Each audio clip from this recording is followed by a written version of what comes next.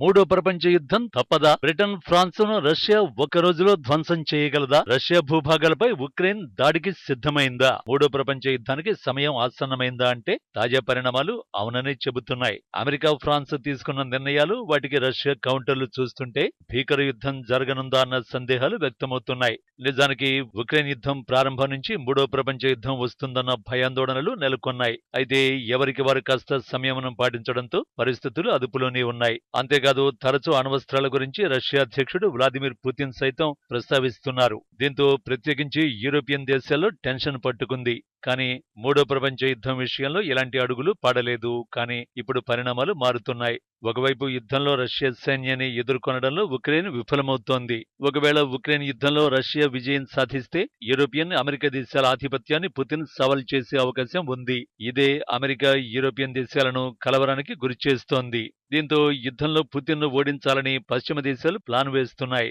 అందులో భాగంగా America, France, Britain, Germany వంటి దేశాలు కీలక నిర్ణయాలు తీసుకున్నాయి. ముందు అమెరికా నిర్ణయం ఏమిటో చూద్దాం. యుద్ధంలో ఇప్పటి వరకు రష్యా దాడులను ఉక్రెయిన్ అడ్డుకుంది. ఎదురు దాడులకు దిగినా ఉక్రెయిన్లో పోరాడుతున్న రష్యా సైన్యంపైనే కీవ్ సైన్యం చేసింది. కానీ ఇప్పుడు రష్యా అంతర్భాగంలో దాడులకు అమెరికా గ్రీన్ సిగ్నల్ ఇస్తోంది. తమ ఆయుధాలను రష్యాపై దాడికి వినియోగించేందుకు వాషింగ్టన్ ఓకే అంటోంది. అందుకు అమెరికా విదేశాంగ మంత్రి యాంటనీ బ్లింకన్ పరోక్షంగా సంకేతాలు ఇచ్చారు. యుద్ధంలో ఉక్రెయిన్కు అమెరికా నుంచి భారీ ఆయుధం చిక్కినట్లయింది. రష్యా భూభాగంపై దాడులకు అమెరికా ఆయుధాలు వినియోగించొచ్చు. ఇన్నాళ్లు కీవ్ చేతుల్ని అమెరికా మిత్రదేశాలు కట్టిపడేశాయి. ఆయా దేశాల నుంచి ఆయుధాలు వచ్చినా వాటి వినియోగంపై పరిమితులు ఉండేవి. రష్యా భూభాగంలో దాడులు చేయడానికి కీవ్ ఉపయోగించకూడదంటూ షరతు విధించాయి. కేవలం వాటిని స్వీయ రక్షణకు మాత్రమే వినియోగించాలని తేల్చి చెప్పాయి.